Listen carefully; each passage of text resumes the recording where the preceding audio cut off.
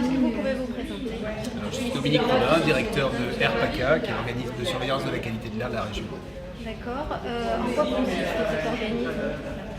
Alors RPACA, c'est l'organisme qui a en charge la surveillance de la qualité de l'air de la région Provence-Alpes-Côte d'Azur.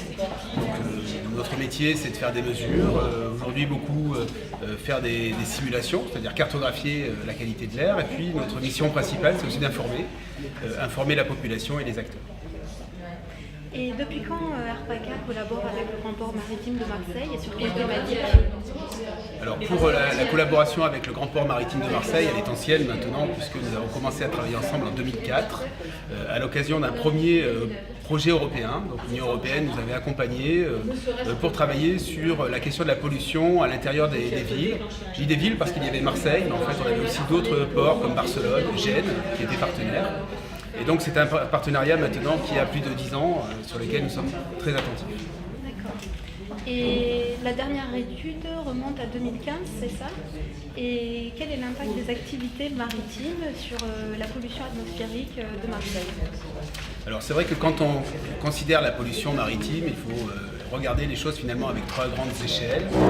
La première est finalement l'activité de ce qui se passe au sein de la Méditerranée.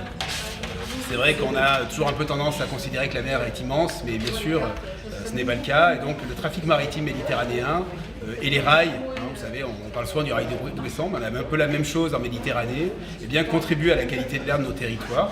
Donc ce que nous pouvons dire, c'est que nous avons travaillé à cette échelle avec l'ensemble des autres grands ports méditerranéens et que la question réellement à cette échelle, c'est la mise en place d'une zone de contrôle où on limiterait les pollutions, comme ça a été fait par exemple en mer du Nord ou en Manche. Les deux autres échelles auxquelles nous nous intéressons, c'est celui de la ville. Donc on a beaucoup travaillé sur la quantification des améliorations qui étaient conduites soit par la réglementation, soit par les amateurs avec le port à l'échelle de la ville. Donc c'est par exemple comme ça qu'on a pu montrer qu'à 5 avenues, au cœur de Marseille, on avait entre 5 et 10% de pollution maritime qui était induite par l'activité portuaire. Et le troisième sujet qui est vraiment aujourd'hui d'actualité, c'est la question du riverain. C'est-à-dire qu'est-ce qui se passe lorsqu'on est dans le panache d'un navire. Et donc on a pu montrer qu'à 5 avenues, en particulier, l'activité portuaire contribuait à 5 ou 10% du niveau de pollution dans la ville. Donc certains peuvent considérer que c'est marginal, c'est quand même significatif, donc ça montre qu'il y a un impact qui est à l'échelle de la ville, évidemment pas premier, le transport routier étant bien sûr devant.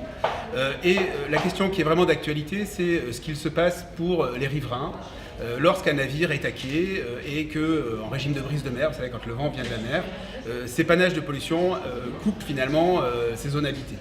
Et donc, on sait que ce sont les périodes les plus pénalisantes.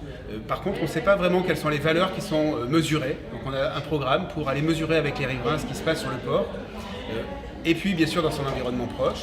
Et notre objet également, c'est de s'associer à l'ensemble des partenaires, le port maritime de Marseille, bien sûr, les armateurs, pour regarder quelles sont les solutions dans ces conditions les plus pénalisantes, pour agir vraiment très localement. Donc, on n'est plus dans la réglementation. On n'est plus dans des solutions générales, on est vraiment dans le particulier pour évidemment aménager la situation lorsque ces bateaux polluent finalement la côte. Merci beaucoup, M. Robert.